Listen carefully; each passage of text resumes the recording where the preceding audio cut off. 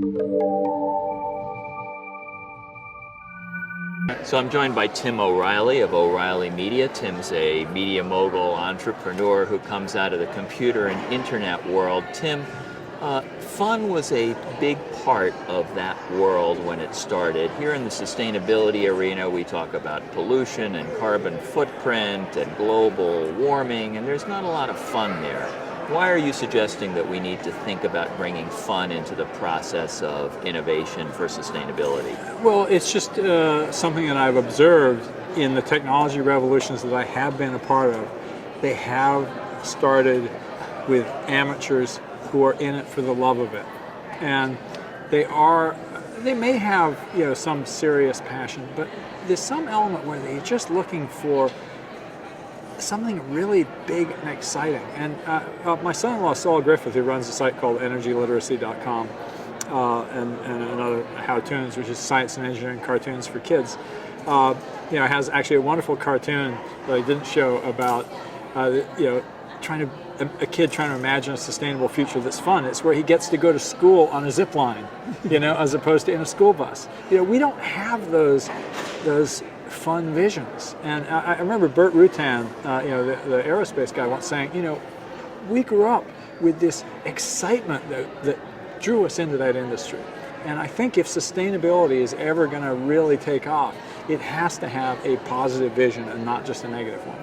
Right. So instead of stopping something, these people all wanted to start something. Yeah. What's the good future that we're going to build, and why is it going to be so great?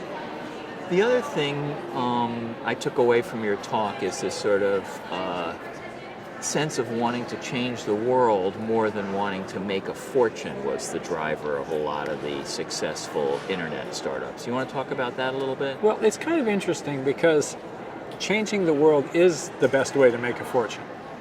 And, one of the things that I think a lot of people don't understand about business is that a successful business has got to be sustainable. Profit is the measure of sustainability. You get a profit when you're able to build something that people want enough that they can pay for it. Now, the reason why people have tended to associate businesses with the lack of sustainability is because we built an economy in which the true costs of many of our products are not really accounted for. So that's a failure of accounting. But ultimately those systems break down. And what I've observed in the technology world, where it's not necessarily breaking down because of resource constraints like materials or global warming or whatever, there's still this same dynamic. When a business starts to take more out of the ecosystem than it puts in, it starts to break down. I use the phrase create more value than you capture. And if you look, for example, at Microsoft in its early years, there's no question that it was building the value of the personal computer ecosystem. We are all living in a world that Bill Gates created out of his imagination that computing could be widespread. And he created this huge expansion of the computer industry.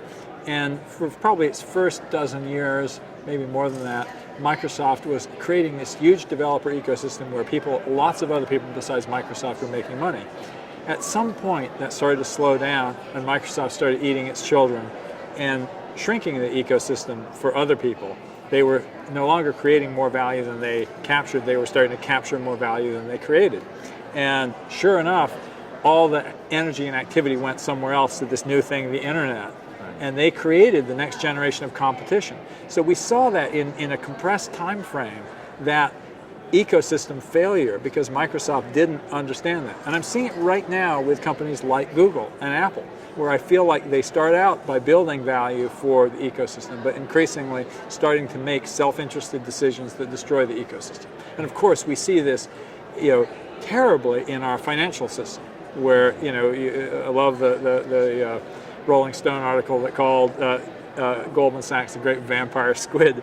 The fact is these guys trading against their clients. They were originally an enabler, and the whole storyline of the financial industry is its capital and liquidity, for our economy, and yet these guys at some point tipped over, became too greedy, and started taking more out of the ecosystem, more value than they created. And sure enough, big problems. And so sustainability and business are not opposed. Businesses actually, if they really want to last, they have to figure out sustainability. And sustainability in the broadest sense, not just about being green, but sustainability as how do I make what I'm doing stay worthwhile, keep creating value for the entire ecosystem of customers, suppliers, and companies that make that transition to a true sustainability will be around for hundreds of years. Companies that start taking more value out of the ecosystem will end up just like the Easter Islanders. So the irony actually is the companies that practice an approach to business that is about generating value for others, in the end become the most successful themselves. Absolutely. Focusing outwards. Absolutely. So what do you see that's exciting to you anywhere in the sustainability world? Do you want to talk a minute about the maker movement? Is that a function of this? Well, I think the maker movement, what we have to understand is the maker movement is just sort of like early warning signs of where the action is. It's not necessarily, it doesn't tell you who's going to win, but like what I saw out of the maker movement was, first of all, and what is it? You should well, probably so define it. we publish a magazine called Make and an event called Maker Fair. We use the term maker to describe anyone who builds things, is hands-on, and there's a whole community of people who are just playing with technology on their own time. That's the Make slogan, technology on your own time. And we started saying, well, what are they playing with? And they're playing with sensors, they're playing with robots, they're playing with reinventing many common devices. They're also reusing existing technology in creative new ways. For example, one of our early projects we featured was a guy who made a programmable cat feeder out of an old VCR. He said, hey, it's already programmable, it has gears and motors and all this kind of stuff. It's not useful anymore, but it can be used to feed my cat when I'm away. It's a kind of crazy project, but it sort of shows that creative design thinking that goes on in that maker movement. But we started thinking about this and we said, wow, here's a project, for example, a student that did at NYU was called Botanicals, where she would use a moisture sensor and her plants would tweet or send her a text message when they needed to be watered. And you go, wow, is that really a product? Probably not. But does it tell us that we're going to move from timer-based drip irrigation to sensor-based drip irrigation? Absolutely. Does it tell us something about the possibility when we have more devices with sensors in them, how the world is going to become smarter, how our devices are going to become smarter? And if you can draw a line from there, for example, to the smart grid, you go, oh, yeah, the makers are already playing with this stuff, and yes, there are going to be industries that are going to be reshaped because we've instrumented the world in a new way.